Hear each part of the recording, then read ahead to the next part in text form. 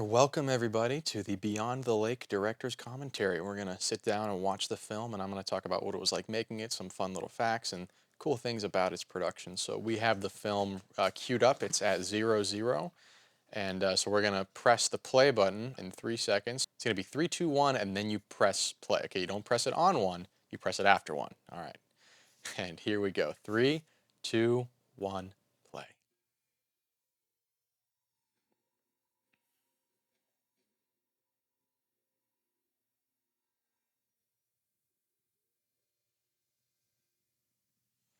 So Filming Dom and Cobalt Highway are the production companies of me and my co-producer Ethan. And we actually argued about how to film this shot quite substantially because we knew we only had one take. That's actually not Pittsburgh, Pennsylvania. That's an alley in Sandusky, Ohio, next to our favorite taco restaurant there. We jump into Lakeside for the first of many biking shots. There's David Sokolar, our amazing actor who plays Joe, and these scenes were a lot of fun to film. I'm actually hanging off the back of a golf cart with a massive Steadicam rig attached to that golf cart. Thank you to Bluebird. Oh, in Lakeside. And then, we got the iconic Lakeside Street. Some friends of mine biking down the street there. We got blessed with a really nice day where there was a good amount of people in Lakeside. I think it was the Harvest Festival, just enough folks to, give us some. That's actually what we thought with the last shot of the movie would be that drone shot right there. Originally, the drone shot was going to, pan off over the lake. So that was actually supposed to be the final shot of the film, but we ended up using it there. And David's actually just standing on the dock right there, and then we cut away to this shot. Where this day he was able to be on his feet because the water was nicer, but when we filmed the other one, it was a little rough. There's me falling off, and then we got Nat over there. And this shot I filmed actually a long time after the film was done. It was probably a year and a half later. Funny thing about the camera that Joe is using, it actually doesn't have an eyepiece, so he's just sticking his eye to a 5-inch LCD screen.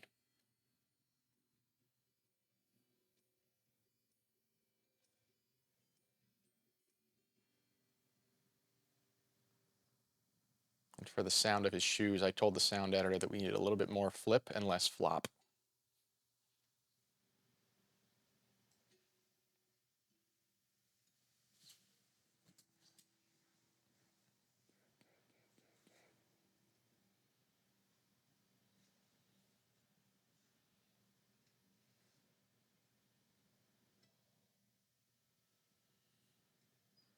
I think that is actually David's guitar, his own. We had my guitar and then his that we used interchangeably for different parts throughout the film. But this one is, yeah, his guitar, his case, wrapped in the canvas by our assistant director, Matt Brookwood.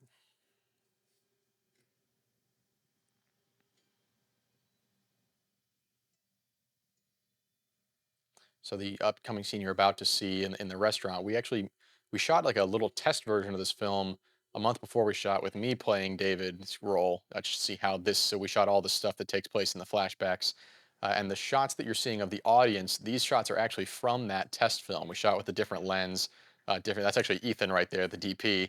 That's someone else's hand. So these shots were all from a little test version of the film that we shot when we lost our original actor who was going to play David, or who's going to play Joe rather.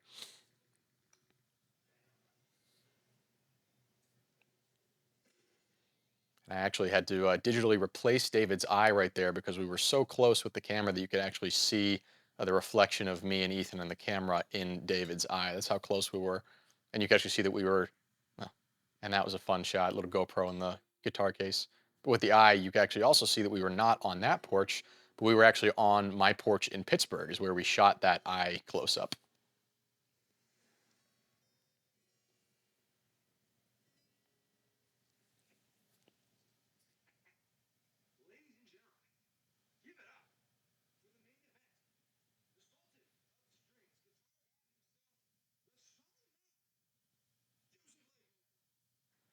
And yes, I am actually slacklining there.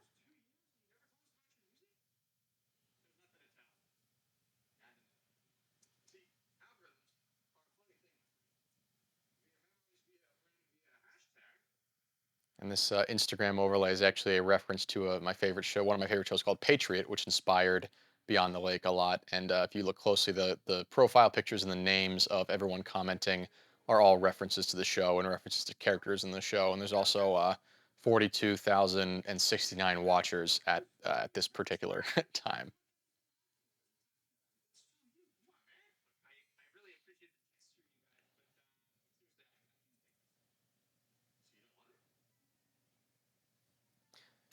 A lot of people ask, why is the Nat character mute? And one of the reasons I did is because I wanted there to be, for one, sign language is more visual, and you always want to show, not tell in film. So that's one reason. But I also wanted there to be a dichotomy between her and Dom. Of Dom is almost always talking, and she is never talking. And also, she, because Dom's always talking, he's a bit more oblivious and doesn't notice things. But Nat is a lot more perceptive, and she notices things later on, and is able to be like kind of the silent conscious in David's or in Joe's head.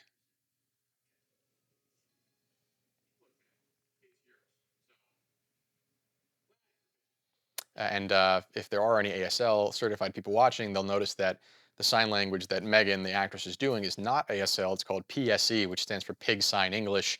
And it's the same motions as ASL, but the grammar is restructured to mimic how English grammar is rather than ASL, so that your sign language, so that the actor can emphasize the correct word.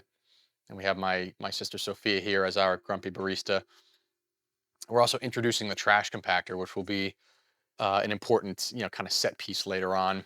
You can see there's a car in the back. That's my dad's car. He parked there to hide a ugly yellow dumpster that was really distracting us from the shot. And then we see Allison in my sister Bella's car. And there's Alana, my other sister. There's a whole family affair when you make a movie at Filming Dom.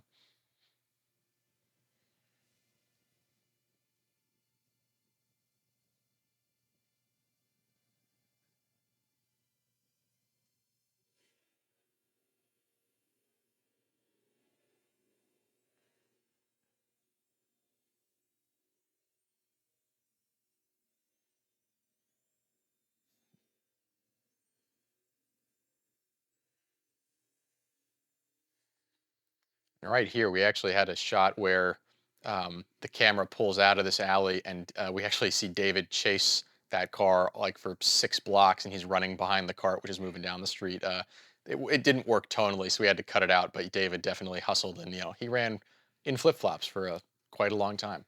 I try to hide a Fahrenheit 451 Easter egg in many of the films I make, and you can see on the license plate of the car FAR 0451, which is there's the Fahrenheit 451 reference in Beyond the Lake. And this scene is a big one, an important one. It's kind of the start of the main flashback sequence. We actually shot this scene a total of 3 different times. The first was when we did that test shoot, um, and the second one was we reshot it with Joe and Allison with David. But the scene just didn't work with the direction we took. It didn't work, so I did a rewrite, and we reshot it on our reshoot weekend the third time, and that's what you're seeing. Also, David says, "Thank you, Mr. Davis," which is a reference to Inside Llewyn Davis, one of the films that we use as a reference for Beyond the Lake. But yeah, so by this time, we had an elegant sufficiency of this scene for sure. But benefit was we really knew what we were doing. We knew what would work with the scene and what didn't work, which is good because this scene is very important as it really sets up the whole internal and external conflict of the film.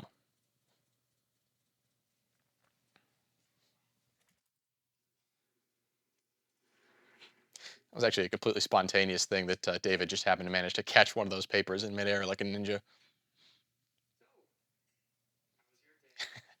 One of the constant problems we had with Allison was she had such a youthful look when we shot, especially flashbacks. We had to do a lot of work to make her look or seem older because everyone's always like, "Oh man, she looks so young."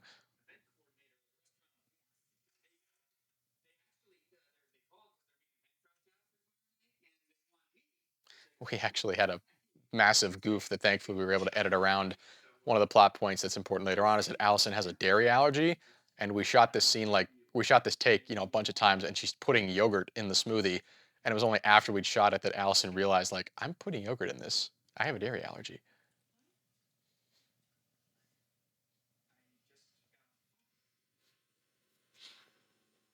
Oh, and this moment is home to perhaps the funniest of the Beyond the Lake bloopers, whereas Allison on one of the takes is pouring orange juice into the blender. It keeps on splashing smoothie on the sound guy who's just off screen to the left, and he's trying to do his job, but he's laughing, we're laughing, Allison's laughing, and we just kept on doing the scene with everybody losing it in front of and behind the camera.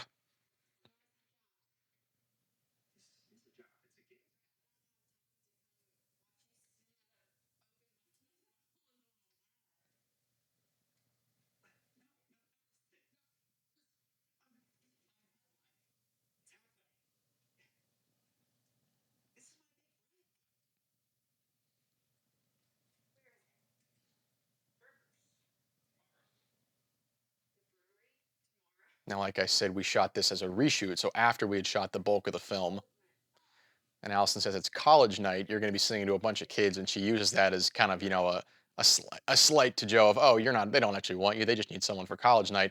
The reason that I wrote that in was because when we shot the actual restaurant scene, intending it for just to be a normal night at the restaurant, only a bunch of college kids showed up. My friends from Cornerstone Prep High School, and they were now Grove City students at the time. But yeah, the only extras that we got to show up were all a bunch of college kids. So I said, okay, well, we'll just make it college night at this restaurant and write that into the script here. And when we shot this scene again, it was a reshoot. We took this Polaroid the first time we shot the scene, and then we took it like right after these shots right here, the halcyon days. But when we did the reshoots, Allison actually accidentally forgot that picture that she had taken home with her back to New York. And when she came back, she realized she didn't have it. So we actually had to green screen it and edit it back in for these shots to make sure that it, it was consistent.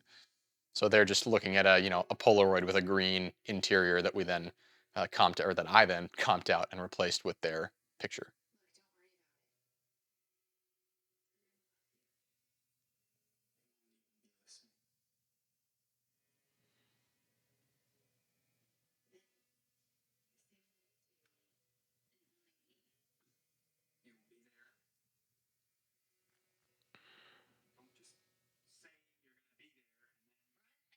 And if you're someone that's followed my work before and you've seen the film The Magic Words, which is my junior thesis, that's a Harry Potter origin film about J.K. Rowling. The lamp that is behind David is actually built out of some of the sconces that we built, that we used when we built the Magic Words train. So, reduce, reuse, recycle.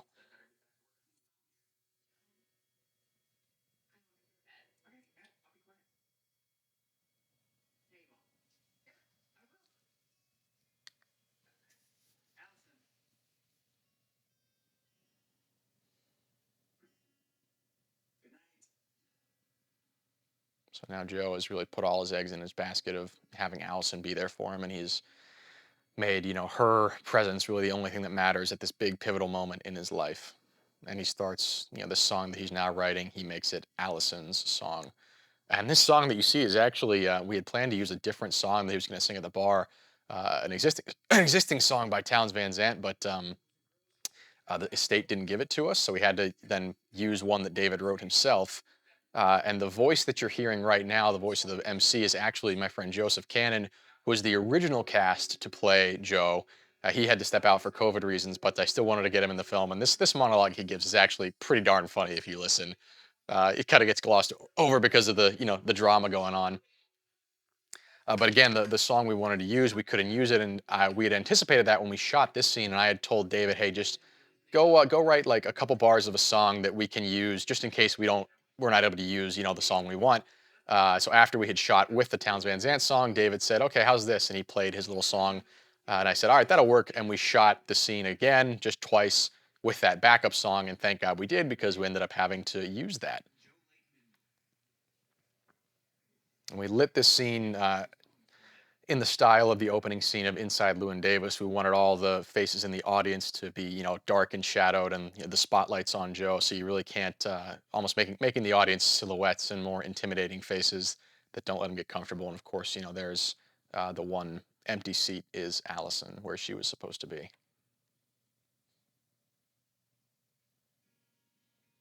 So this little bit David just wrote, in the 30 minutes while we were setting up.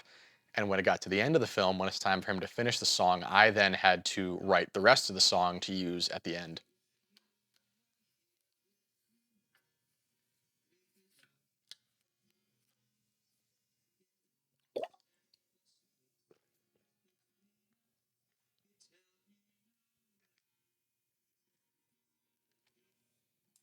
And we didn't mean to shoot all the stuff around David's shoulder. I just kind of was on the steady cam, and I started going around to back to David and my focus puller Noah, who's actually the bartender in the scene. He, as soon as we moved, he picked up his follow focus.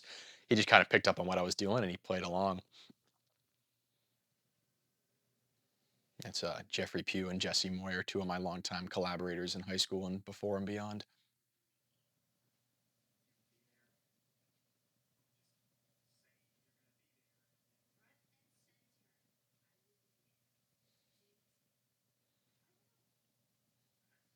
And this scene again was a reshoot. So we were after we had done the shoot in Lakeside. And for this shot where we dolly in slowly to David, we had a cinema dolly that I'd built that we used for the film, but we had left it in Lakeside unbeknownst to us. And so this slow dolly in is actually our DP Ethan, who's got he's in a wheelchair that I am slowly pushing towards David. And Ethan's a very long, lanky man, so it was really hard to get him in that wheelchair. And the fact that we got this to be as smooth as it was is nothing short of a miracle.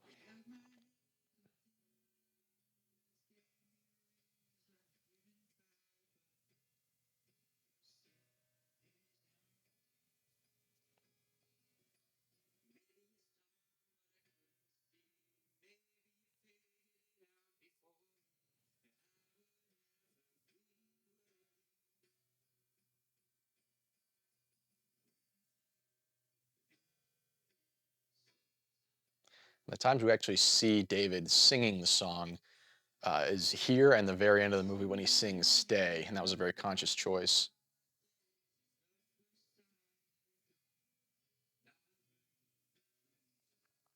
And so now we see this halcyon days of him remembering, the good old times with Allison. And this stuff, we wanted it to look very, like I said, nostalgic and remember. So we actually shot these sequences of his memory on an anamorphic lens, which is a special lens that stretches the image out in a certain way to give it that real cinematic look. And that's why it has that kind of special magic glossy feel. And when we were shooting this bit right here, we just could not get that projector to work. And it got to the point where I literally got so mad, I accidentally broke my laptop trying to get it to work. I shut it on a cord and shattered the screen. So that was a rough night, but we still got that shot out of it. And this was some of the stuff we shot first with David and Allison was then just walking around, getting to know each other and having fun without any sound. And a fun fact about this bit of the song is it's actually physically impossible to sing this entire bridge in one breath. David tried, I've tried, people have tried. If you can do it, record it and send it to us. We'll be impressed. And David, we did a lot of stuff to get him to that like emotionally exhausted place. Had to edit out some graffiti on the wall that was a little more vulgar. On the left side of the frame right there, it said "eat something," as you could see, but I took the something out. And you see now he's in this house, but all the furniture is gone, kind of showing that he's, you know, getting ready to leave this spot in his life in his mind. He's clearing out of this space he'd built in his mind with Allison, but now it's gone and it's empty for him.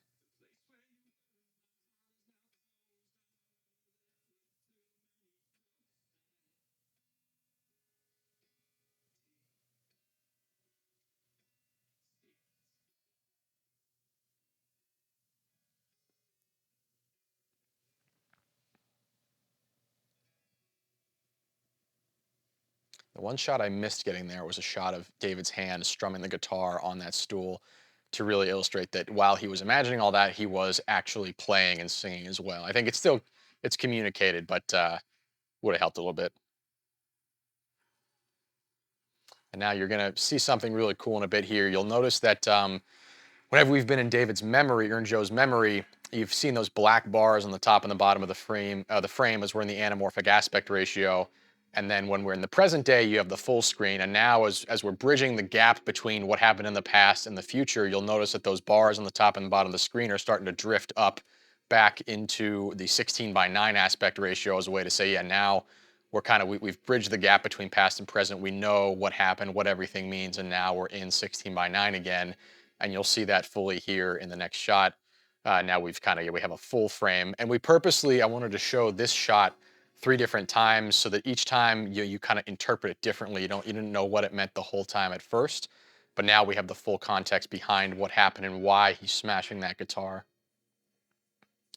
And one of the things that happened actually is we had a light that was lighting up the wall on the right, but about right here in the shot, that light actually died and it turned off. And so what I did is I reversed that footage and I had the light turn on as you're seeing right here.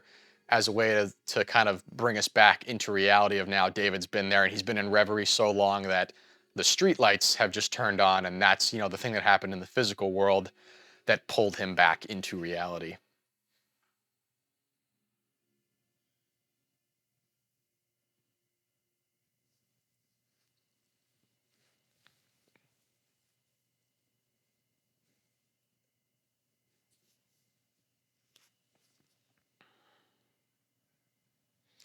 One of the reasons why you'll see Joe's house, it's kind of big, it's very old and archaic. There's a lot of strange artwork on the walls. It doesn't seem like the kind of house that, a 20 mid-20s bachelor would have, but one of the ideas is that Joe is living in the past and he's stuck in the past, and there's a lot of ugliness on the inside of his life that he hasn't taken the time to clean out, and that's why his house looks the way it does, and that's why he is living there.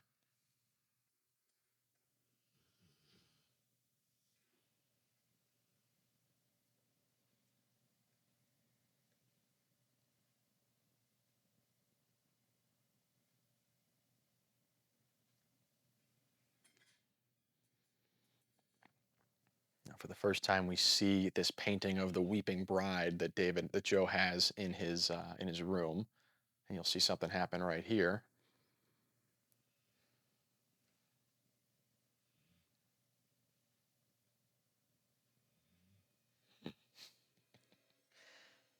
And now the bride is woken up, and we'll talk a little bit about more about what the bride means in coming shots and coming scenes.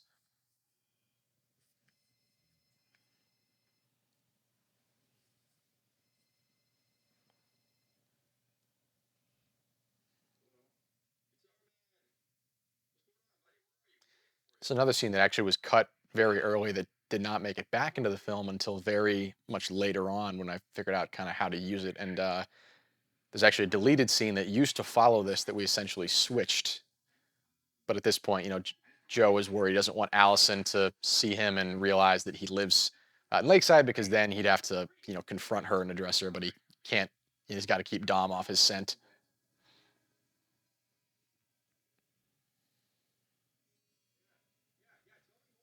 So again, Nat is, as someone who's mute, she is more attuned to little subtleties in people's, like, in the way they're acting. So she senses something is off, which it is.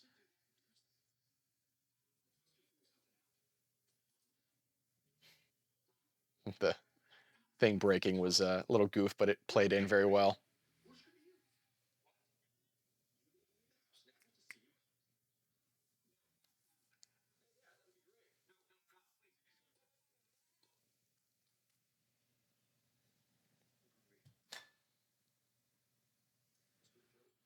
And it's funny when I'm saying let's go to Joe's.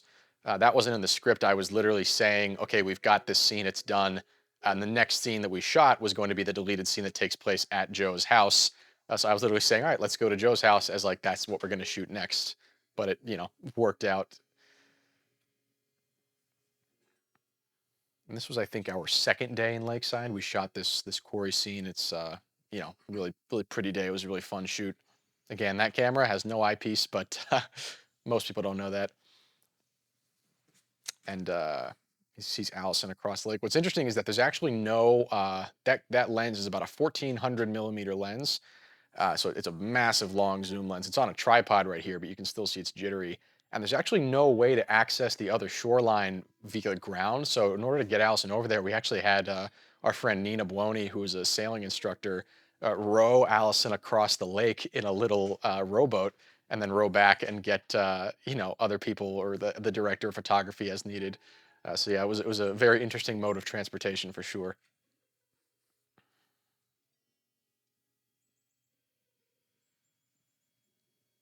And Joe is he's wearing a hat that says St. Clair Country Club, a place where I used to caddy when I was in high school.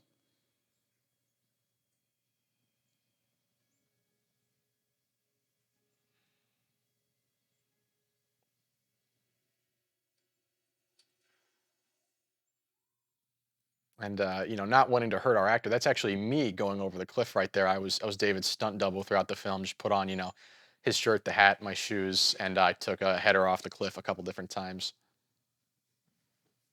But David still got to go in the lake. And actually, a camera fell off the battery and dropped into the lake as we were shooting this shot, and that was Kind of inconvenient because we needed that battery. And the water dripping out of the camera is actually the water we had to drink. We shot this scene at the end of the day. We thought we were going to have to come back for it, but we managed to get both in one day, so we were pinching time.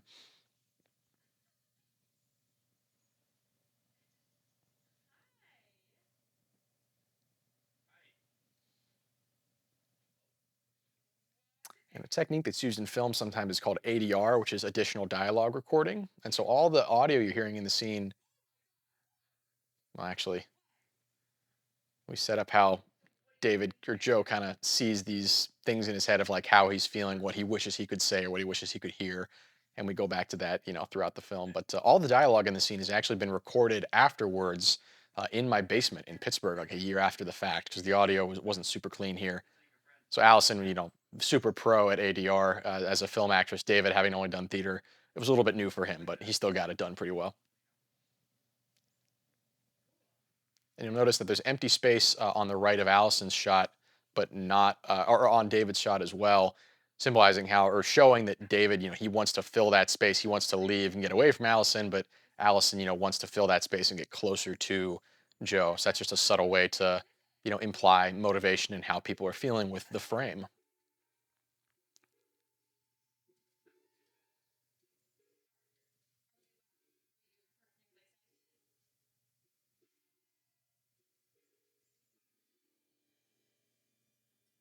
And so now David has the David, Joe, they're the same guy. Normally, I actually have a hard time if I call my actors by their character name most of the time, which is why everyone in this film is named according to the actor that was originally going to play them. That's why Allison's character is named Allison.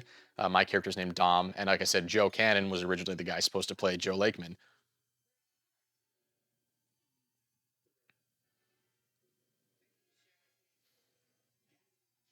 And Allison's house is a place where people that own the local coffee shop, the Bissonette family, they let some of the employees stay there in the summer if they don't have a place to live. And so, nice part is we needed some place that was needed art deck to look like a girl in her mid 20s lived there, and there were already some girls in their mid 20s living there, so everything was already all decorated. Yeah. Little shout out to my friend Marissa Rossi from college for introducing me to Irish breakfast tea. It doesn't really taste that good, but it's just fun to distinguish. Never leave your key under the mat, or you might end up in a musical rom com.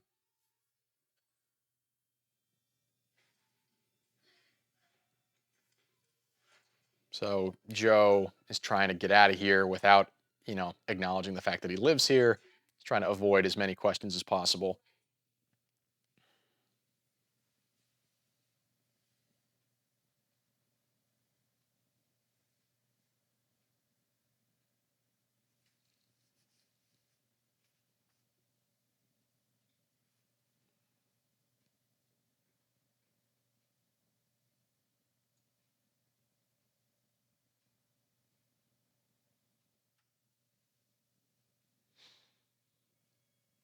And a call back here to the empty seat that started all this, just to remind folks, what he's feeling.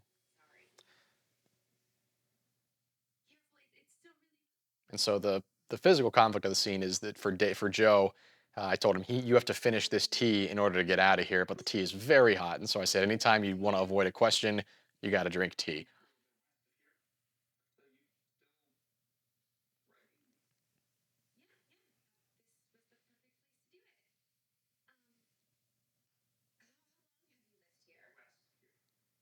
And David actually, the actor requested that the water in the cup actually be considerably hot so that it would be uncomfortable to drink.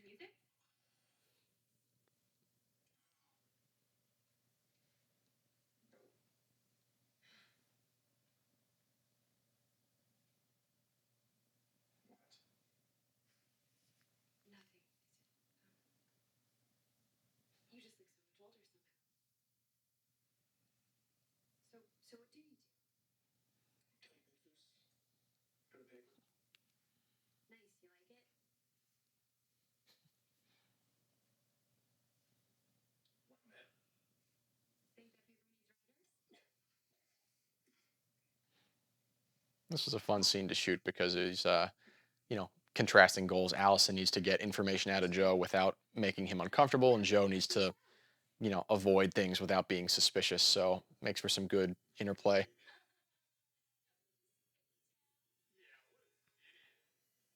So again, we have another one of Joe's, what he's seeing, what he's thinking, and how visualizing that. That's actually a call to a Danish detective show called Professor T that my family and I really loved watching, where the main character does similar things.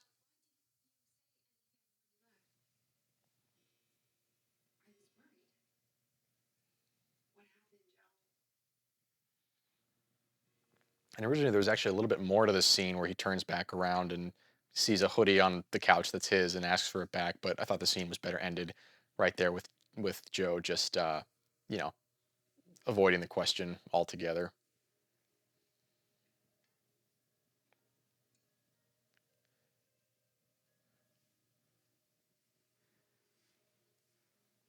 And now we're about to get an insight into Allison's character. The big question that the film asks and answers is, why wasn't she there? And that has a lot to do with who Allison is as a character. Her type of person is, very free spirited, very loving, new and exciting things. But her biggest fear is, being uncomfortable or feeling trapped or suffocated or stuck in something that's not comfortable or discomfort. And so you see now we're seeing those flashback scenes that are in the different aspect ratio from Allison's perspective.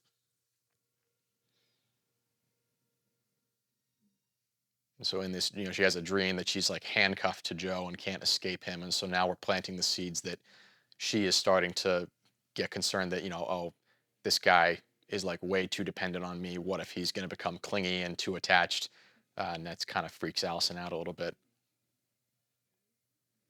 And just a fantastic piece of subtle acting from Allison's here. Like that's a lot to act, but she really just captured that, super subtle, like the seeds of doubt starting to form in her mind.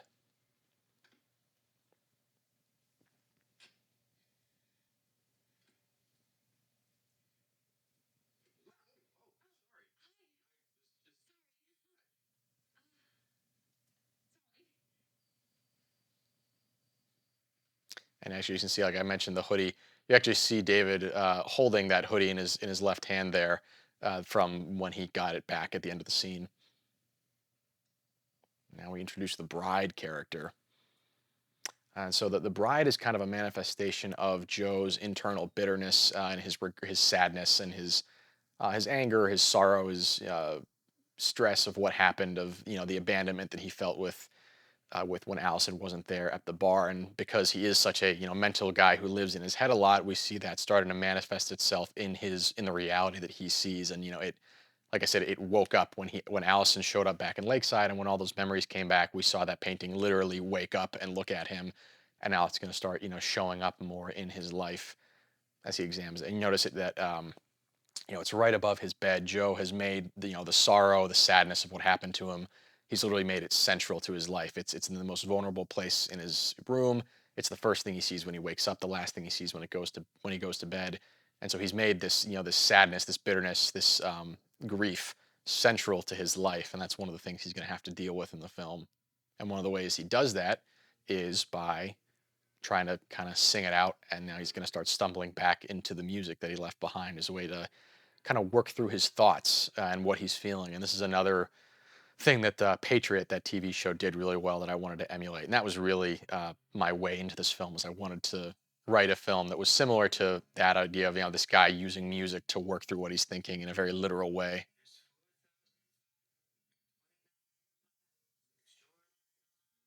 And this was actually the very first song that I wrote for Beyond the Lake. The first thing I started writing before I even had a completed script. And this was the very first thing we shot in Lakeside. Just all these little bits of they're called MOS scenes, which means they don't have any audio. And so we just shot these when we first arrived in Lakeside to let the crew kind of get a feel for each other and get into a groove. And this is a little reference right here to a short film that I made in Lakeside with my friends Jesse and Madison, where we buried Jesse in rocks. We didn't bury all of David. We did bury all of Jesse, though. And so this bit is, he's trying to hide from Allison in every single way possible so that he doesn't have to confront what happened and face that and have that hard conversation and open up and be vulnerable. And we're about to see just how far he all the lengths he goes to in order to do that. But he's also not just going to stand there and take it. He's going to start trying to make sure that Allison maybe doesn't have the best life in Lakeside in a subtle way.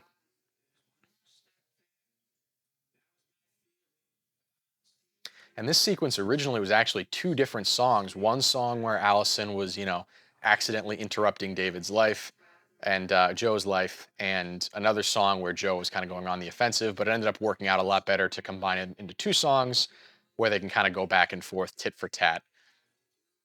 And that's why you see Allison fiddling with her TV. Originally, Joe had cut a cable for her TV and she was trying to fix that, but we just made it look like, normal TV problems and the smell of the fish.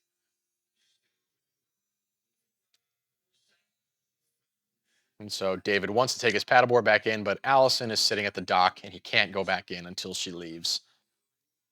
Otherwise, she would then know he lives here and he would not be able to avoid her any longer. And we're actually shooting this, it looks like summer in the film, but we're shooting this in late October and November. And so it's about 30, 40 degrees, 40 or 50 degrees out, but that lake is probably in the low teens or the tens in terms of degrees. And so this actually is not David. This is our DP Ethan taking a dive off of the paddleboard to get that splash. And he's, a reserve Marine. He's a tough guy, but even he was like, man, that was very cold. Then David here did peek his head out of the water, and he had trouble even just getting under the surface of the water. It was that cold there. And so yeah, originally David was going to be cutting a cable cord, but now he's just cutting something in our house and ends up killing the power to all of Lakeside very hilariously. And this is actually another scene that came from much later in the film that was able to use here to make it look like David is, biking, but then Allison is interrupting. And you'll see actually if you look close there, the handlebars of a tandem bike behind him on that shot. That's because it's from later in the film when he is riding his tandem bike.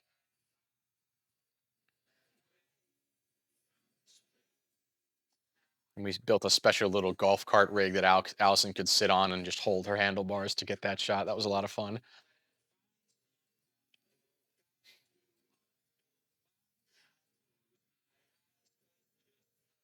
Got that Tom Cruise run.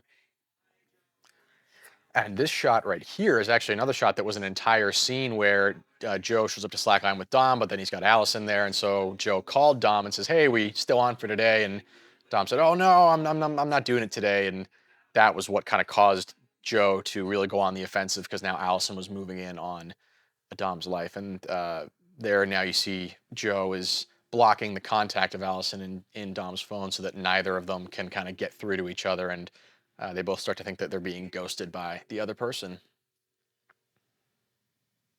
And we actually I didn't even have a plan for the shot when we shot it. It was just a really nice day. It was cloudy a lot when we shot, so I wanted to get more biking shots, and we just shot that there. Ended up being very useful as a good way to end that montage. And so now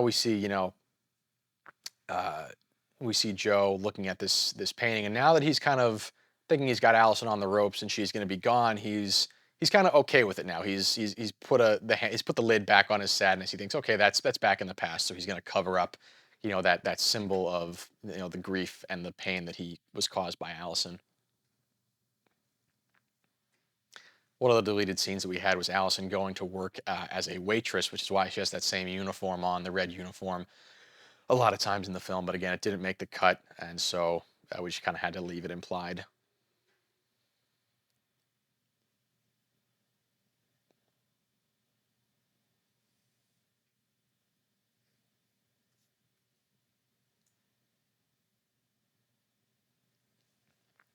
And this is another scene that highlights Allison and her core fears. She's someone who's afraid of being stuck or trapped in an uncomfortable or painful situation, or being trapped somewhere she doesn't want to be, not being able to just leave when she needs to. And so that's why you start to see she's kind of having this little hallucination, this dream of literally the walls, coming up over the windows and trapping her in this house. And then you'll see the walls literally start to close in on her in a second. And we actually were able to do this all in one take with only a couple of people. We had the walls were very coordinated, so that the faux bricks would go up in the right time. And now you see this brick wall moving behind her that's crushing her.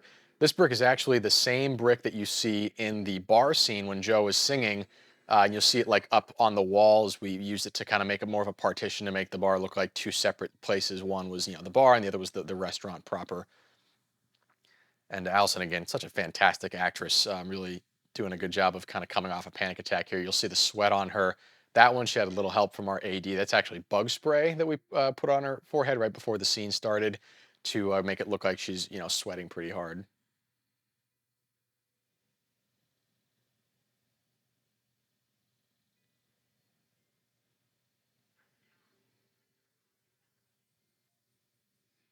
Again, all the texts and the calls that Allison's sending aren't getting through because she's, unbeknownst to Dom, she is blocked in his phone. This is actually a Steadicam shot right here. It's me on the Steadicam. Believe it or not, these small subtle moves are actually the hardest thing to do with Steadicam. So this shot is actually one of the best Steadicam shots in my career, believe it or not. And our DP Ethan did a very good job lighting the scene. You saw earlier in the scene there was a very orange light coming from down the street. Then we've got a very cold white or blue light right back there that's supposed to be like a security light on the adjacent house. And that creates a really nice color contrast of warm and cold across the performer's face and gives the scene a lot of dynamism and contrast. And David did actually learn to slackline while he was there. I did a pretty good job of staying on long enough to get the shots.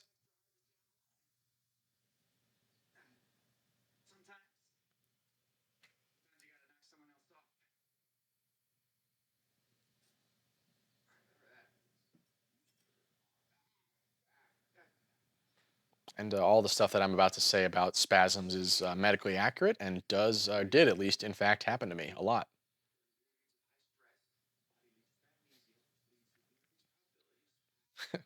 And Megan, the actress playing Nat, actually when she started working on it, actually said like, "Oh, geez, you really do have a lot of a lot of knots back here."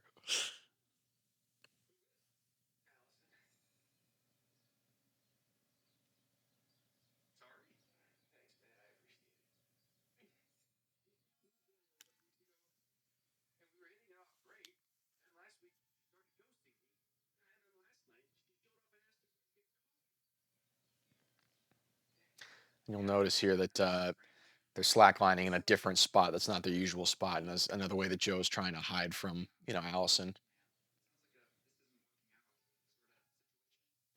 This is another scene that's actually entirely ADR. All the dialogue from me and from David was recorded after the fact. We had an equipment issue during the film that audio wasn't being captured for a good bit of it. Uh, thank God that Nat's character was speaking sign language because that's one less character who we had to redo their dialogue for certain scenes.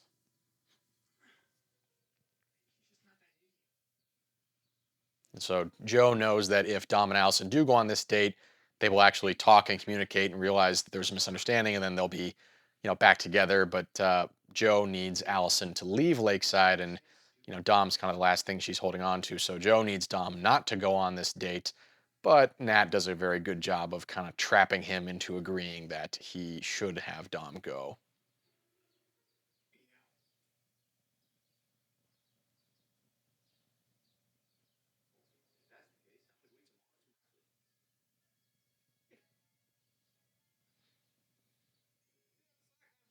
Another Tom Cruise run, gotta have him. We wanted to make the lake kind of a character in the film, and so when Joe is happy, the lake calm and sunny and placid. When he's turbulent and in turmoil, the lake is it's a storm and it's shooting over the docks like that. And now we see he's reaching back into that darker part of himself, the part that's consumed with the pain and the bitterness and the anger. Now he's opening himself back up to those feelings so that he can go on the offensive once more, and we see it taking hold of him again. And this rain is all we created it. We had an amazing rainmaker that we built, we rigged up on the pavilion up there, and it just looks so good. We got really lucky. It rained for real right before we shot, which is why all the streets do look wet. And then it stopped right in time for us to shoot. And so yeah, this was a really cool night. We love the way. And in the background there, you actually see the movie that's playing in the theater. That's the poster for my junior thesis film, The Magic Words, which was where a lot of the crew met on this film. And so put that in as a little Easter egg. And we got my little sister playing the snarky barista was a pretty easy role for her. She kind of just lived it. And the girl that just walked behind us right there is the original Nat, who was meant to play the Nat character. She couldn't do it, and we found Megan. This is another scene that we actually shot twice. The first night I had pretty bad food poisoning from something I had eaten, and I was just in and out the whole night, and the scene just was not working. So we came back and did it again. And so in this scene, Dom and Allison are both convinced that the other person is here to break up with them because they've been ignored and ignoring each other, unbeknownst to each other. So they're each trying to kind of appease the other person or be who they think the other person wants them to be, without really knowing what that is. And hence the kind of stiff, awkward acting and overcompensating for trying to overly agree with the other person. An Oscar performance there. And we've got my older sister Bella playing checkers back there with our Nina, our water safety officer. Got the whole fam in here. And there's the rest of my family, dad, mom, and little sister who you saw in traffic back at the table there.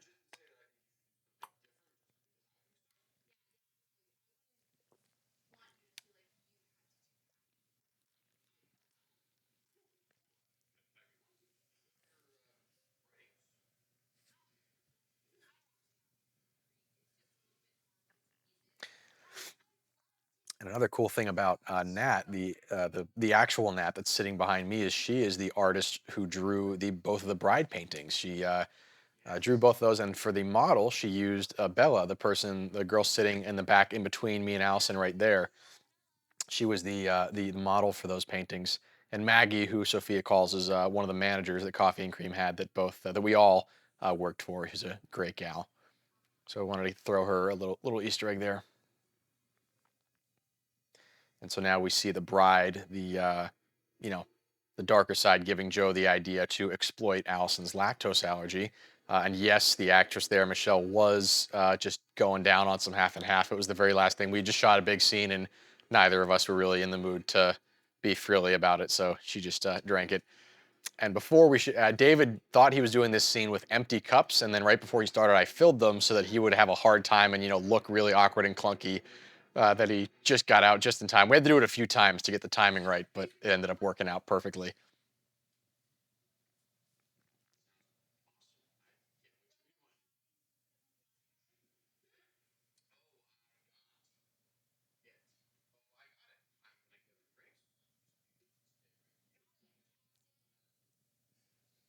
little bit of improv from Allison, I think, is absolutely hilarious. Holstering her finger guns.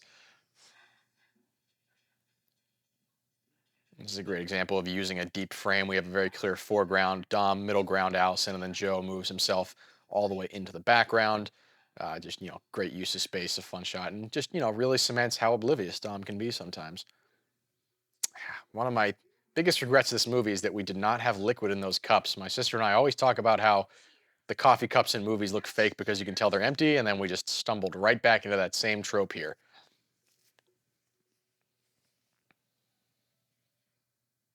So now they're each drinking the other person's drink, but again, they don't want to seem high maintenance or like somebody who's, frilly or annoying, and so they're both just like, "Oh, I love it," because again, they're trying to appease the other person and not get them to say what they think they came here to say.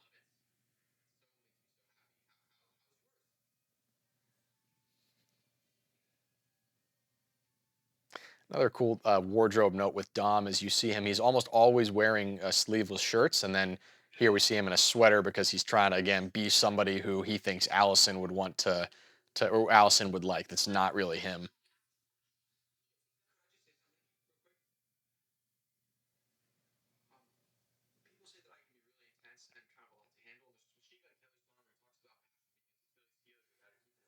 It's called The Return. You can listen to it on YouTube. It's one of my favorites. Back when he was still rapping.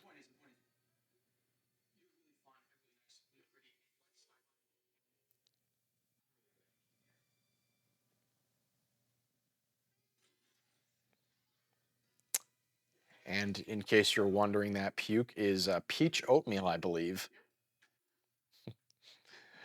And for some reason, I can't stomach peach oatmeal anymore. I have no idea why.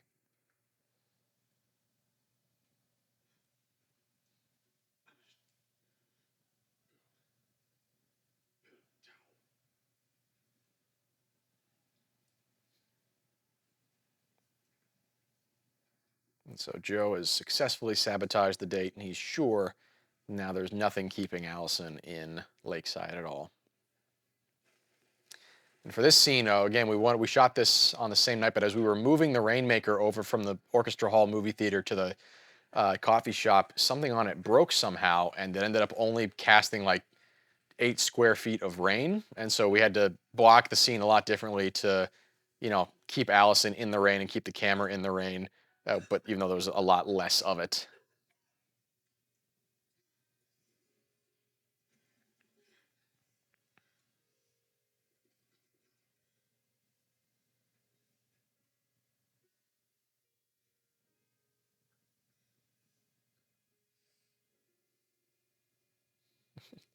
and you'll notice the clamp on the bear's nose as well.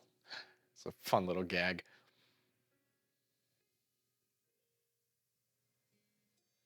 And shooting scenes like this is all about really creating a space where the actor or actress can be vulnerable if they need to, be emotional, or cry like this. You really got to create. It's a very delicate space. You got to, be very quiet, be very respectful of what they need to get there. This shot actually didn't exist. I had to make this shot digitally with footage that we took from the other side of the room, and then reverse it, and then create that window with the distortion and rebuild some of the wall. But it was very important to, be a POV to bridge us from inside to outside, where we see Joe, seeing a vulnerable side of Allison that he hasn't really seen before, and now, planting the seeds of, is she, the villain that I had made her out to be in my mind. And now we see Nat, who is, has sensed that there was something going on with Joe, and now she's going to further meddle in the affairs.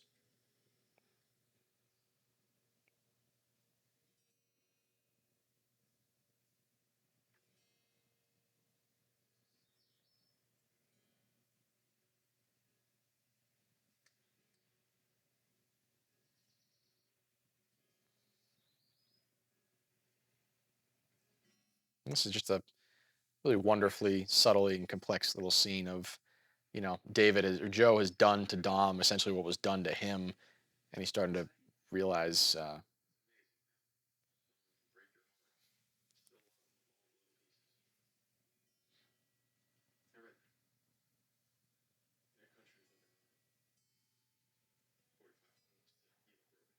I did read that in a Country Living article.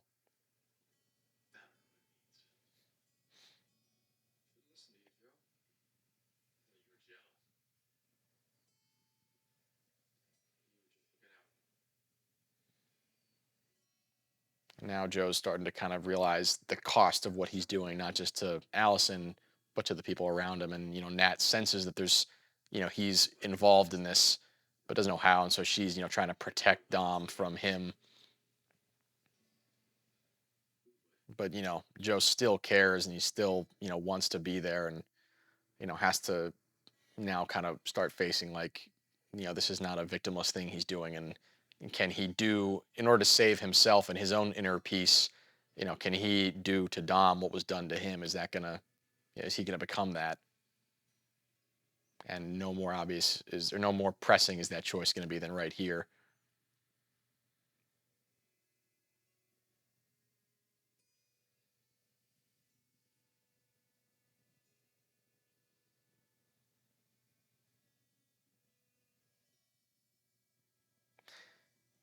Got a really nice bike from a friend, John Wilkie. We needed something that looked a little older, but color appropriate, and he hooked us up with that beautiful bike. It was perfect for the character.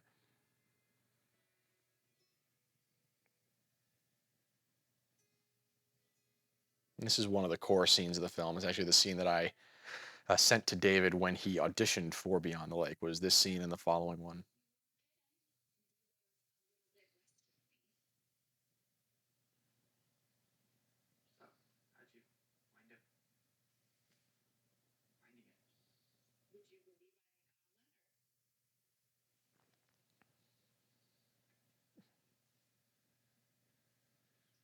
And originally, in this little mental shot of Joe, she was dancing to Matchmaker from The Fiddler on the Roof. But I mean, copyright is copyright, so we weren't able to use that.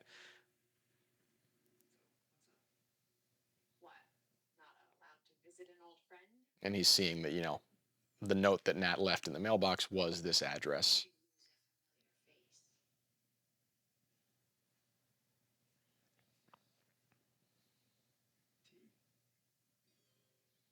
And this is where we really get to, the heart of, the inner Joe and what this house means. You see, you've got all this kind of uncomfortable art all over the walls, showing like inside Joe is still in turmoil and there's still some ugliness there that he hasn't dealt with. And, now he's letting Allison in, which is dangerous because he's the reason that, her life has been so miserable the last couple weeks.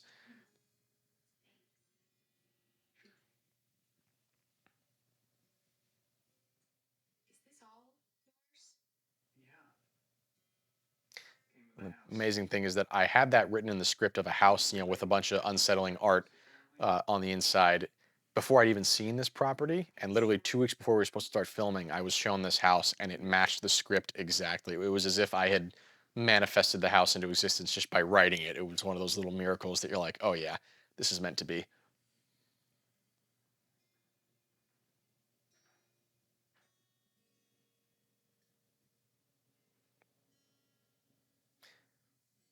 And this scene was nice because both of the characters are talking to each other, but they're kind of doing it through the medium of the painting. And so they were both facing the same way, and that makes it very easy to shoot because you can just put the camera right in front and get both of their profiles as you're about to see right here. And the dialogue is very nice in this scene. She said it's kind of sad. He said it grows on you. Like we said earlier, Joe is he's let his sadness and his bitterness, consume him and grow over him like vines, like just like those that are on the house.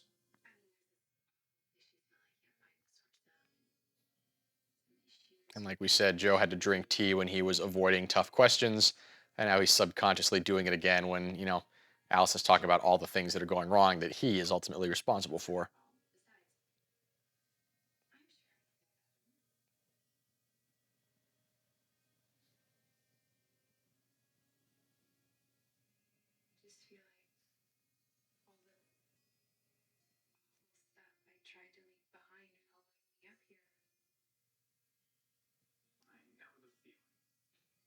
Yes, he does.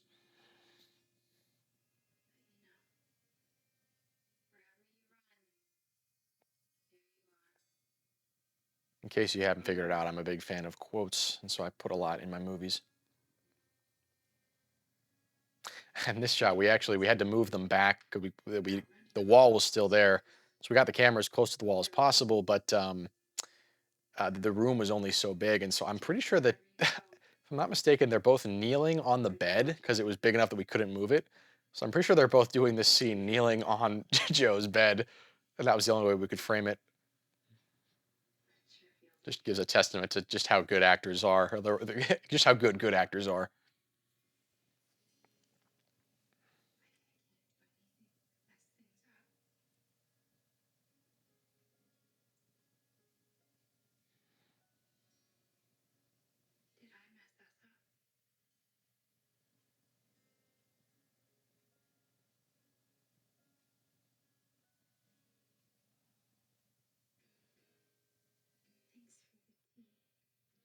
A really powerful scene, a lot of great subtle dialogue, and then probably one of the most telling exchanges coming up right here.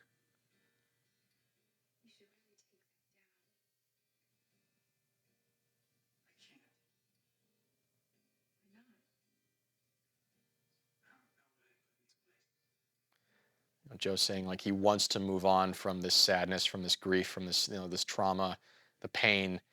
But again, he's made it central to his life. He's built his life and everything he believes about himself and about people. He's built it around that painting. And so if he that pain, and so if he were to remove that, like I said, he doesn't know what he'd be left with. He wouldn't know who he'd be without it. You could say he puts the pain in the painting.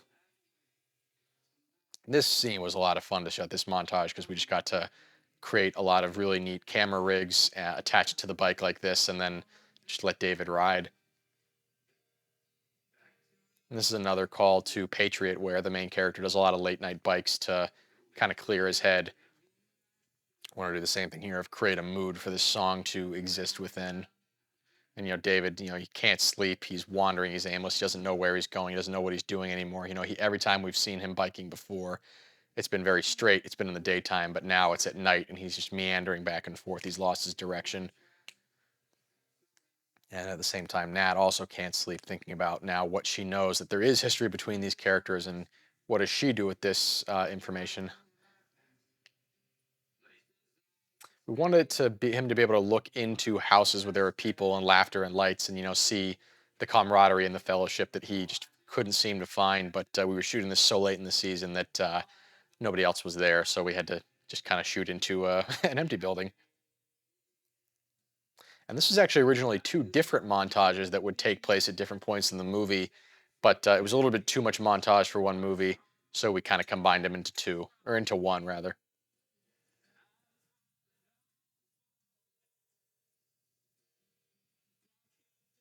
And so for this rig, we actually have the camera strapped to the hood of my car, and we're following behind in the car in the camera vehicle.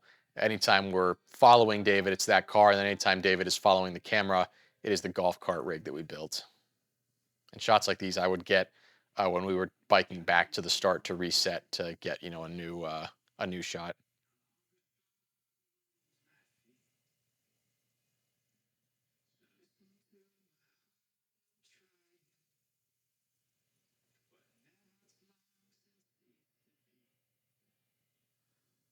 And so now this song really talking about how he's not sure that his path is the right one anymore.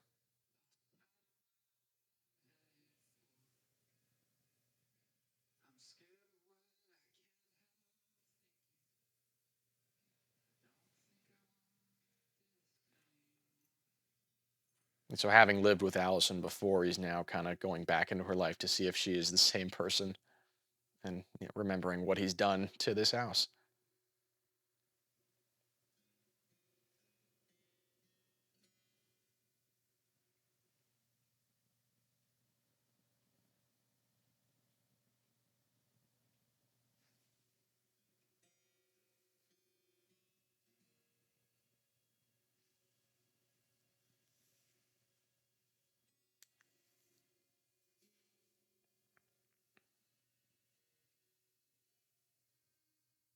And he sees that she's kept the photo, that influential photo that they took. Maybe she wasn't, someone that was wanted nothing to do with him. There's a poem I did a couple of the drafts of. The first one was a lot more literal, a lot more reflective, and a poetry friend of mine, Becca Black, who's an incredible poet in her own right, recommended like, it's good, but maybe make it more visual, make it more like a poem, and let show that Allison is actually a good writer. And so that's when I kind of rewrote it into something with the stone skipping metaphor that we see here.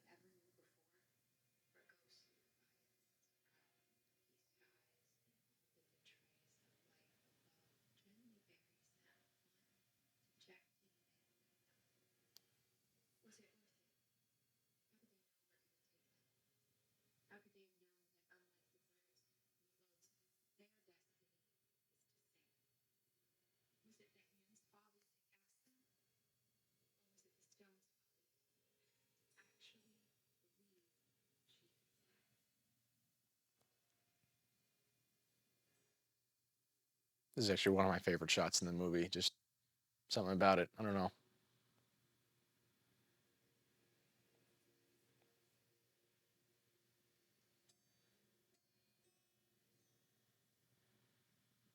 Because Joe, he doesn't hate Allison. He just wants his own inner peace, and he thought the best way to do that was to leave her behind. But now he's realizing that he can't do that and without hurting Allison. And so he's this guy that really that he just wanted to be happy, like he said in the song. But he seems to be he's being robbed of that. But he's not gonna punish other people for it. Now he's gonna start trying to undo what he did. But as you're about to see, it's hard to walk your way out of a lie once you've walked your way in, and he forgets to put the key back under the mat. That was another bike that we got on loan from the film, which actually came from the house right across the street, courtesy of Lisa Idris.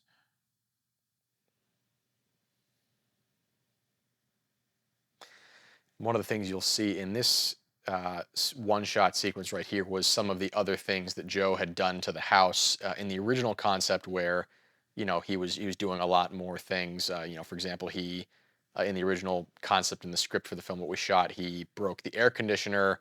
He cut the TV cable. He had gotten there to be an ant infestation like in Allison's bed. A lot of stuff that we just ended up not using, but there's still enough things here, like the fish being gone. And because we shot this scene in a one take, we couldn't really edit around those things. We couldn't edit them out, so they just kind of had to be there.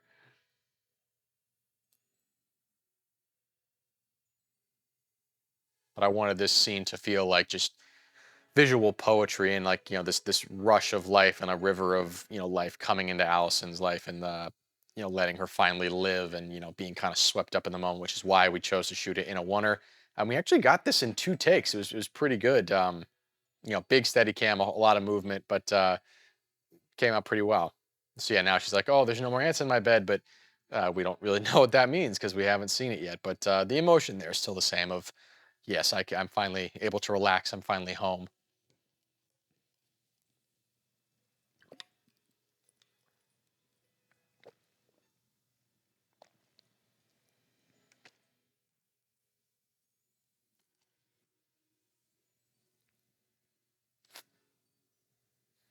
Little improv bit right there of her taking off the bare nose.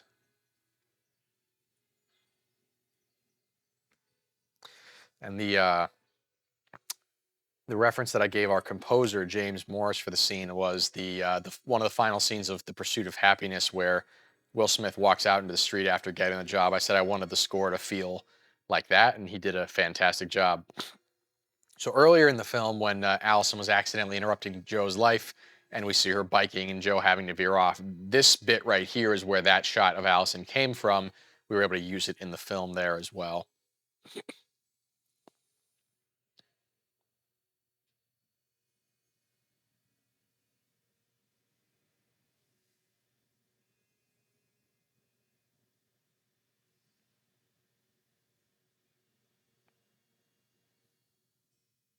And so again, Allison, cementing the fact that she finally feels home, finally feels at home, very literally. But of course, there's no key. Where is it?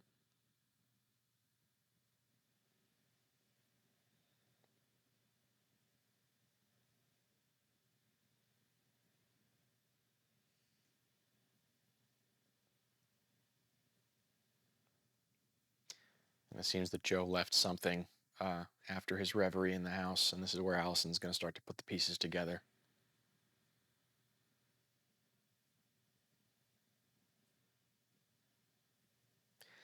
And both David and Allison were wonderful, subtle actors, but Allison especially just really has a knack for the close up and, doing a lot and communicating a lot with, just very little performance of her face. It's one of her many talents.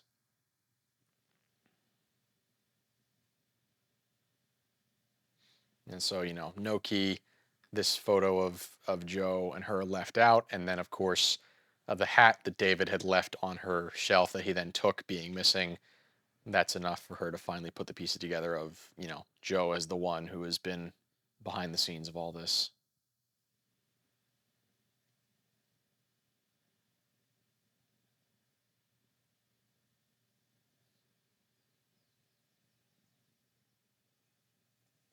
There's actually a political sign, a yard sign in the back that originally was a sign for a certain candidate that in the 2020 election, and I replaced it to be a Rogan Hayes sign for Joe Rogan and Cam Haines, the fictional political duo. This scene was hilarious to shoot. It was a lot of laughter.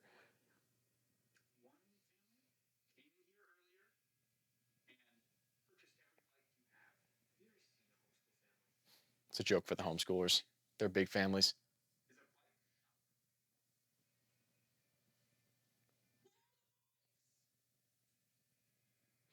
And that's our good friend Peyton Durbin. I originally was not supposed to play this role, but we had to do some shuffling around of the cast, and so he stepped up and yeah, did a great job. But yeah, can't overestimate just how funny that scene was to film. And the only bike left is the tandem bike.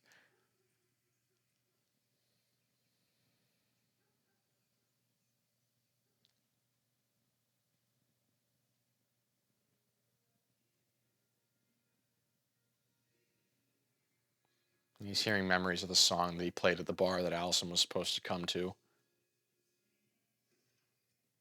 And this is a really great scene coming up here. When we showed this in the theater, there was an audible gasp when he was about to smash the guitar again.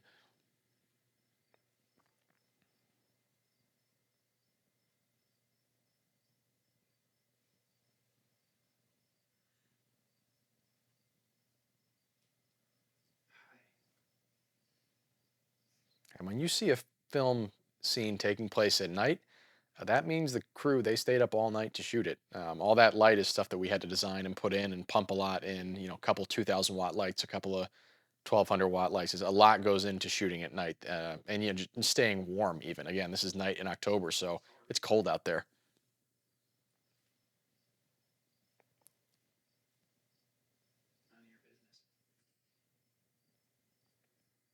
This scene really gets to the heart of Joe as a character, and what he's hiding from, what he's avoiding. One of the reasons you'll see why we did all those moments where we see what's going on in his head as a representation of what he is kind of feeling or what he wants to happen in a scene.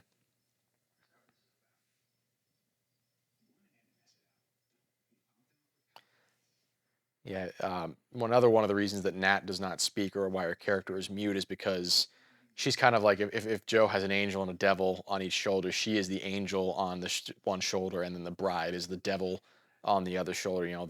The conscience, the voice of good in his head, and then the bride obviously being the voice of evil, and they're both the two silent women that are kind of battling it out in his head.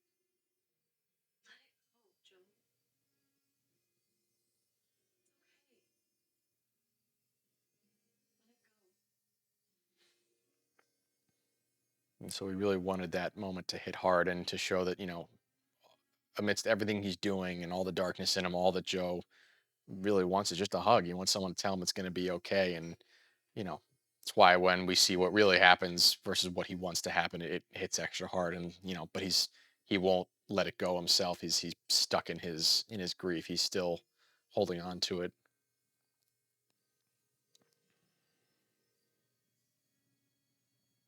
There's actually a lot more that we shot with the bride before this. He has a little dream that the bride is actually like in bed with him and then starts to smother him and choke the life out of him. It was a little bit too dark for where we wanted the film to end up, but and then obviously we've got this scene, and this one is actually another scene that precedes a big deleted scene.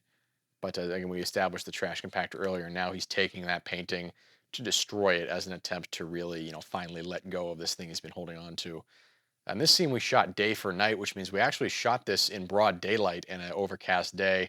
And then I color graded it best I could to make it look like it is nighttime. And some shots, it looks better than others. But yeah, we had a very packed night schedule as it was, and certain things just you need to take time where you can get it.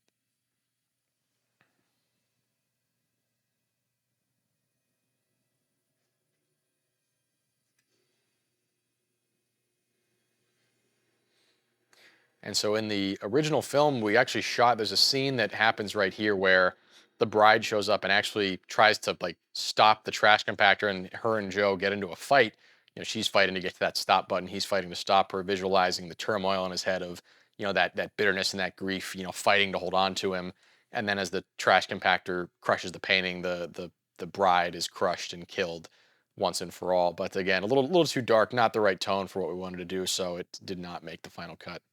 And this scene here is another pickup shoot that we had to do to show why Joe has to get back to the house, where he finds the key that he took and realizes, oh shoot, I got to get this back before someone notices it's missing. But he is just laying underneath our swing set back in Pittsburgh, about 6 months after we'd shot.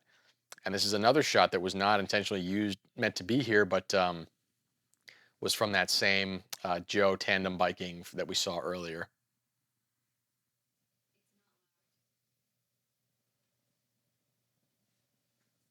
Busted.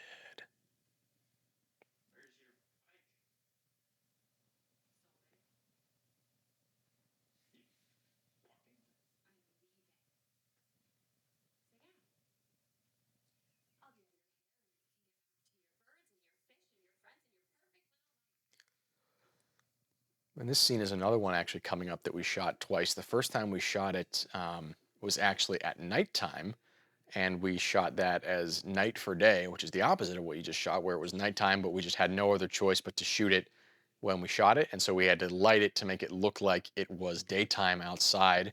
And so a lot of the shots that you're going to see coming up are from that night for day shoot.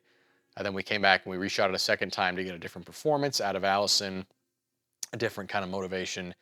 And then we had to mix those scenes together to get the final cut. So this shot right here is actually at night. That our DP Ethan did a great job of lighting it to look like daytime, and the fact that it matched so well with these shots, which are actual day, is really good. So the first time we shot this scene, Allison played the whole thing very accusatorial, very angry, very livid like this. I had to reshoot it again, more in the sense of like she felt it was her fault and more, hiding from her own grief, like she blamed herself for it.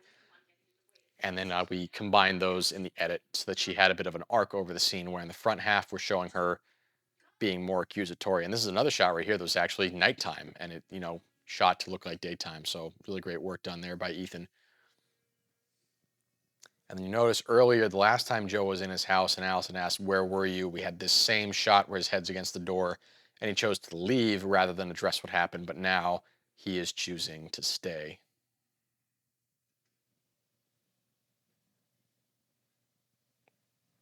And about right here is where we switch to that other night of Allison, where she was playing more, grief stricken.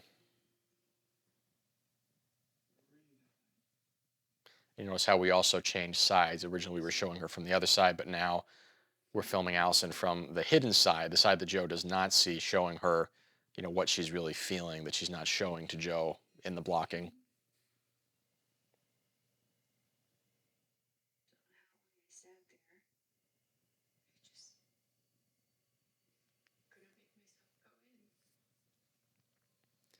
Another thing that's interesting for Allison in all those scenes where she did not know what was up with Joe, she does a really good job of looking inquisitive and really trying to figure him out. And one of the reasons that the things I did to help her there was I actually gave Allison only her scenes and not I didn't show her what Joe was doing, so she genuinely didn't know. Um, and then at this bit, people ask like, why didn't she go to the? She came to the show. She didn't go in again. She's feeling trapped. She was scared that Joe was going to smother her, or become too clingy, and she just couldn't make herself go in. And so she just drove around all night. And that was, a pivotal moment for both of them. And it just Joe couldn't take it, and he left after that.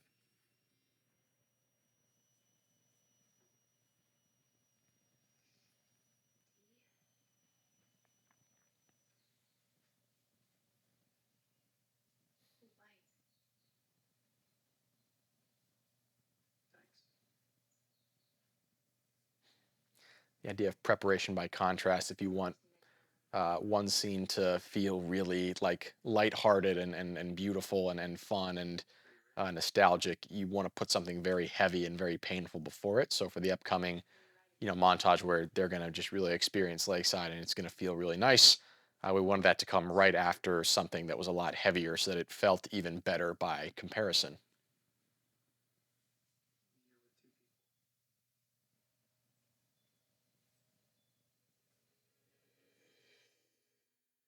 We actually used this shot twice in the movie. We saw it in the very beginning of the movie when Joe's biking around. We see it again there.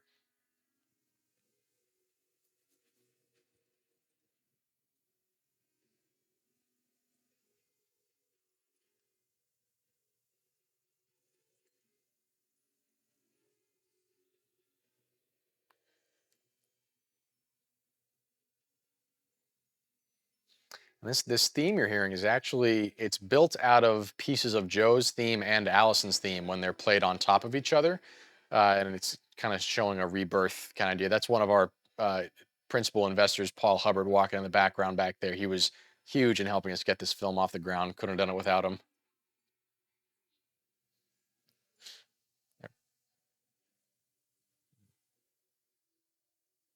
Some really gorgeous cinematography here. And now to get this shot where they're sitting on the dock until the lights come on, we those lights are light activated. We didn't know exactly when they would come on, so David and Allison had to sit on that dock in the freezing wind in like 30-degree weather for a solid 27 minutes before those things finally came on, and we were rolling the whole time. So that shot was not allowed to be cut out of the film.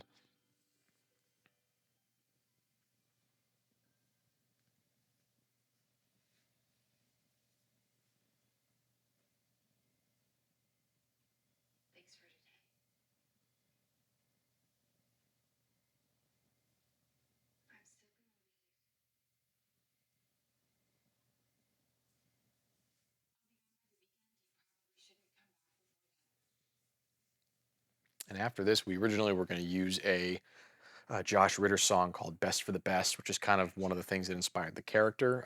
Licensing the song ended up being a bit more expensive, which is thankfully we had this shot right here. Like I said, there's a lot of montage in this movie where originally Joe was going to be singing this old folk song, "Hard Times Come Again No More," and we had shot this last little piece of it before I thought, but we weren't able to finish shooting that sequence with the rest of the song. We ran out of time, so all we had was this bit. But when we took out the Josh Ritter song, was able to use that here as a way to bookend, this sequence of the film. And again, Joe saying, many days have the hard times lingered all around his door. He just wants them to go away. He wants no more hard times.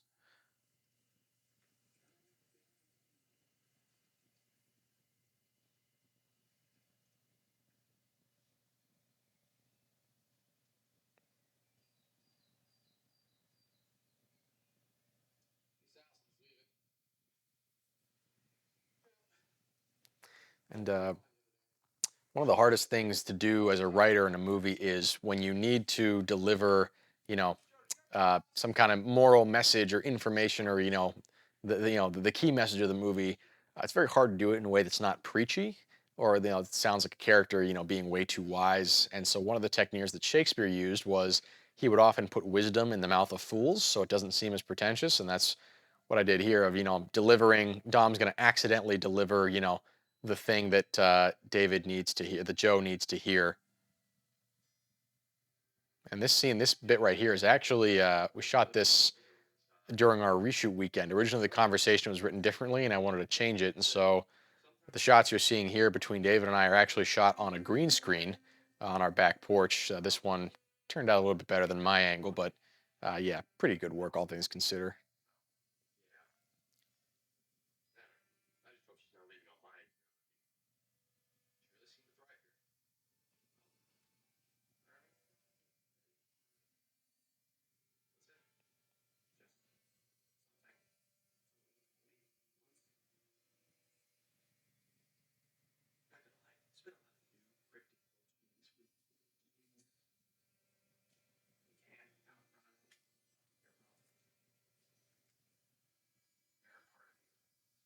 Yeah, so matching hair was very important for this scene because when I'm walking to that rock, that was a head scratch that spanned like 8 months, or not eight, maybe 6 months. And then this shot right here is from the original time we shot, so that one's real. And we did our best to match these shots right here to the same light. So I captured these angles a little bit later. When you're green screening, it's very important to match the lighting as best as possible, and that's why this shot looks pretty good. It's because we had that same overcast light.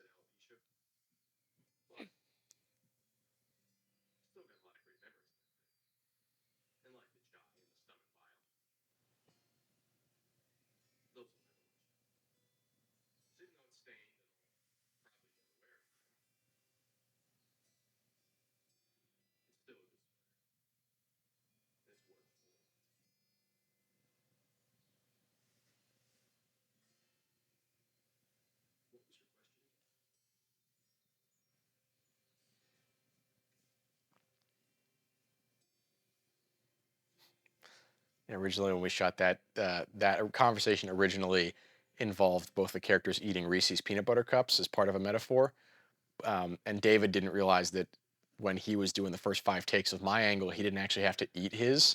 So by the time we got to his take, he was sick of Reese's cups, but he had to eat like 6 more for more takes. This was the first thing we shot with Megan as Nat. It was so many like, oh yeah, she's gonna kill it at this role.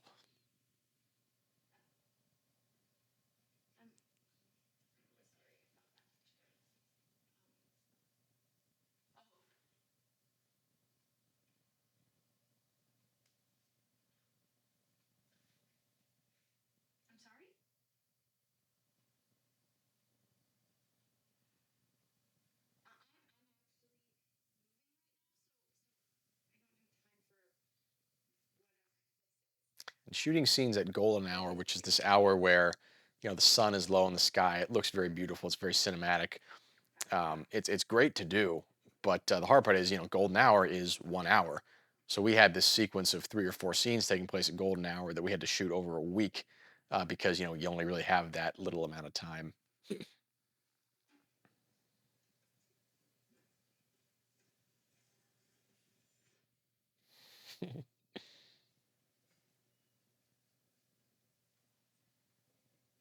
Yeah, Megan is very tall and Allison is not that tall, so them walking together was funny. And I'm reading Les Miserables, which is a favorite of mine. Dom, that character reading, it's like showing that he's kind of turning over a new leaf and finding a middle ground between who he was. And that's why he's even got a short sleeve shirt on. It's not a sleeveless, but it's not a sweater either.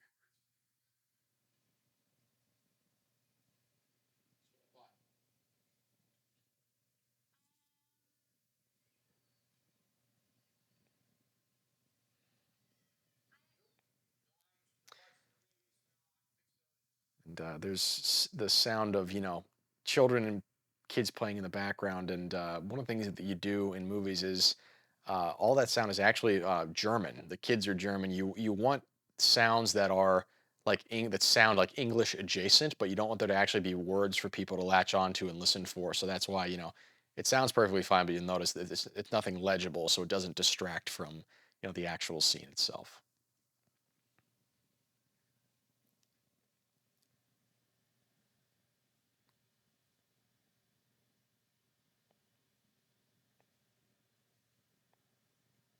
And this is the only song where we recorded the live audio that David was singing right here. All the other songs we had him sing.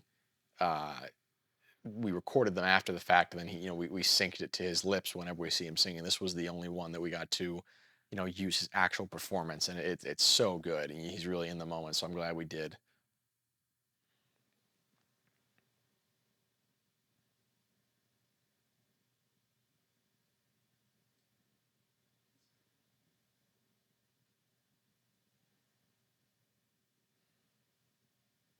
I think this was one of the last things we shot while Allison was here. Big, climactic scene, and one of the better, the best songs in the film by far. This song actually had to undergo a sort of rewrite where after I wrote the lyrics and the music and then we recorded it. Then after we'd recorded it, my composer, he's like, "Hey man, there's this other song that this actually sounds a lot like, and it's like it's a little too close. Like you're kind of in lawsuit territory." And I said, "Oh geez, like what can we do?"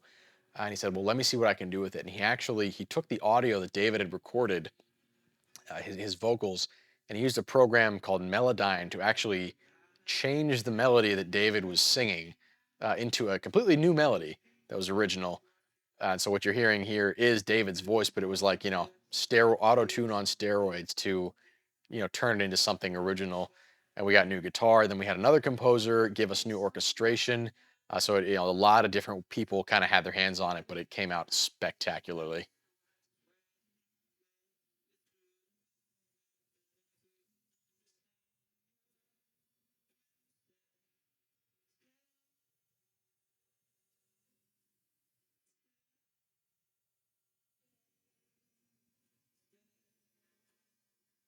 And now as we're looking at the past again, you see those bars come back.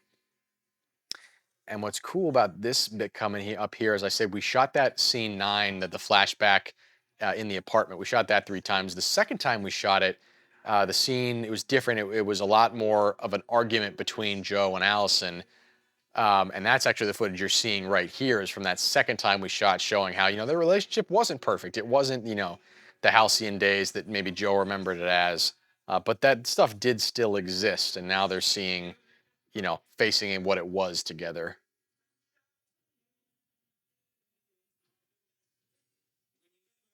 And this song really speaks to Allison as a character and her internal fears and motivations and desires as well as Joe's. So this song is him saying, "Listen, like I know you, and while we may not be what we were, I don't want to leave as we are."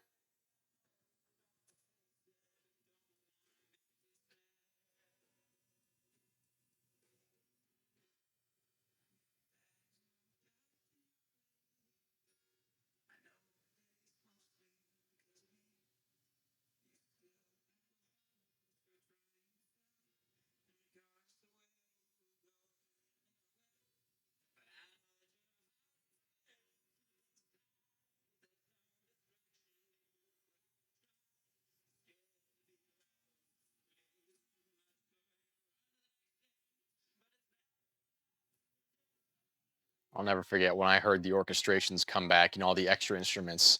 I was jumping up and down in my chair. I was so excited. It sounded so good. Like just like what I'd heard in my head, but better. Couldn't have asked for anything more amazing, and it really just became the anthem of the film. I broke my rule. I showed a member of my family the song before it was done, so I just had to share it with somebody.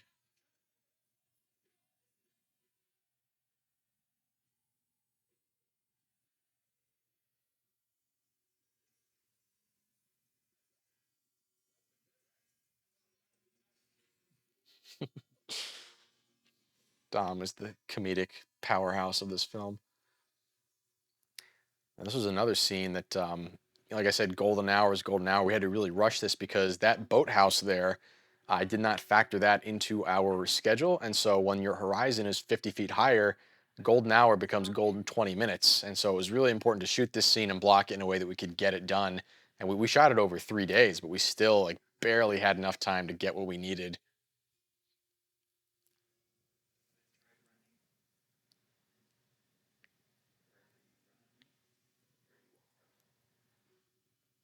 And there was more to the scene that actually got cut that I did some creative editing and reversing of certain shots to, take out some chunks in a way that still felt consistent and ended up, really isolating the best parts of the scene.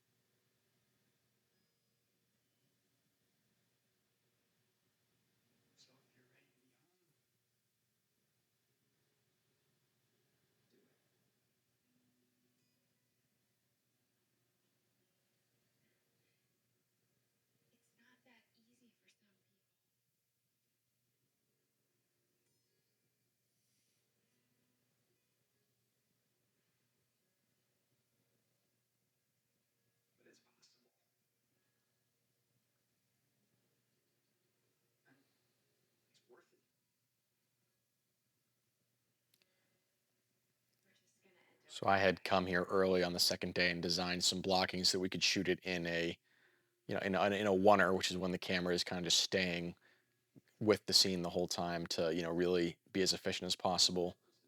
So a lot of the scene is just one take, which is this camera shot right here, and we're able to use it for a lot.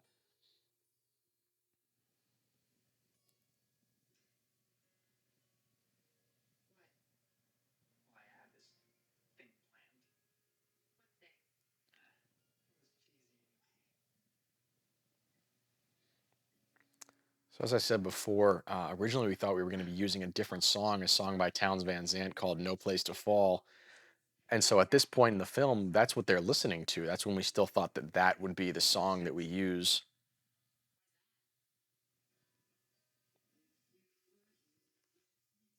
But now, so, these verses that David had written just on a whim, so we had something as a backup. I then had to go back and then just actually write the rest of that song that he had started, which was a fun challenge.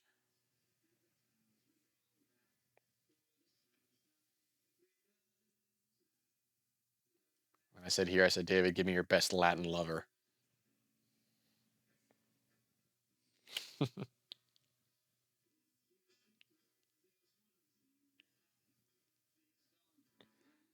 Can't remember if I taught him the ballroom box step or if he knew it himself, but either way, he nailed it. Now, originally in the script and what we shot, the film actually ends with the two of them dancing on the dock, and the camera, pulls back over the lake Shawshank, and it's like, oh, they get back together. But when we got to the end, it didn't feel like it fit. Didn't fit what the movie had become. So I started having to figure out how do I create a new ending just with the footage that we already have, because this felt more like a goodbye than it did like a we're getting back together, and I felt like it worked better. So I had to start figuring out, all right, how can I make an ending that fits, what this film had become? And that was the hardest challenge of the entire part and the entire film. That's about to start right after this little cameo of, or the last, we see of Dom and Nat.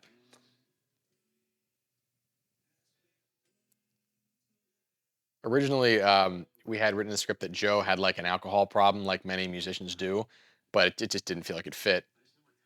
So I'm actually saying I wonder if she knows about the drinking right there, which is why the words don't really fit in my mouth. But that's a aside. So this shot right here, we had to make it look like Allison was leaving, So I actually took the shot of them coming together that you saw earlier and reversed it, or I took another take of them coming together and played it backwards so that they separated it. And then you saw this shot earlier, and I just photoshopped Allison out of it to make it look like Joe was alone now, and Allison had in fact left. And then this shot right here was never even in the script. We met a bagpiper on our first day, and this was footage from a scene of this Allison and Joe. They go to the lake and they see a bagpipe guy playing on the dock, and I was able to use all this footage right here of them together to make it a new scene. And this footage right here is more footage that we got from the night where we were shooting the scene where Allison tells where she was when she was driving around aimlessly. This is more footage that we got from that night, but then we fade back here to her looking at the bagpipe player. But we shot this little that little shot with a couple of stand-ins to make it look like instead they are looking at each other across the lake, and they have this final moment here where it's left. It's open-ended enough, but it's basically saying like, okay, we're good, and whatever we are now, like we have healed. And that is Beyond the Lake, and that stand-in was my little sister Alana, by the way. So I hope you enjoyed this commentary. So hard, my throat hurts, but no, there's so many great stories went into making this film, and I barely scratched the surface. I didn't even talk about things like the guitar that Joe smashed at the beginning was actually my guitar that I rebuilt afterwards. There were so many stories of actors that went in and out of roles. Four people went through the role of Joe. There's deleted scenes we never did. There's fight scenes that didn't make the film. There's so much more that we got to do, and that made this such an amazing, incredible experience. So if you want to get more of those stories, make sure you're following us on Instagram and Facebook at Beyond the Lake Film. We'll be sharing all that stuff eventually. And yeah, it's been a great time. Well, you're now seeing the rig we use to get those biking shots. I'll just let you enjoy it from here. But yeah, thank you so much for watching. Please, if you've enjoyed this, rate and review the film on Amazon Prime. That really boosts our numbers. It helps more people see the film. If you like the film, share it with people who else share it with other people who you think would like it. Just text them, say, "Hey, watch this movie." Put it on your calendar. It's so worth it because a lot of great work went into this film, and it really came out incredible. The music's great. You can find the soundtrack on Spotify, the Beyond the Lake original soundtrack. And yeah, you can find me on Instagram at Filming Dom. A lot of great stuff we hope to see from this movie. And yeah, hope you enjoyed it, and we'll share it with other folks.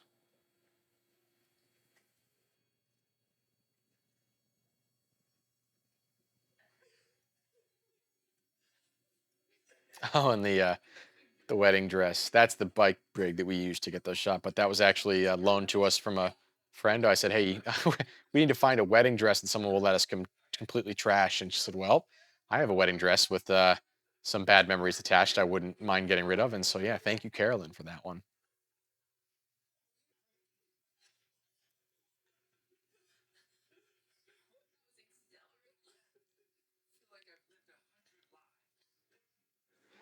Oh, and Drifting. Yeah, the song I had written the lyrics to Drifting, but I hadn't written the music. I didn't know how it sounded. So when we were shooting one day, we had a break. I told David, "Hey, let's start figuring out what we want Drifting to sound like." And that's what we did right there. And that is that bagpiper who, before he even knew it, saved the ending of the movie by giving us the footage we needed. All right, that's a wrap, everybody. Y'all did great. And my throat is spent.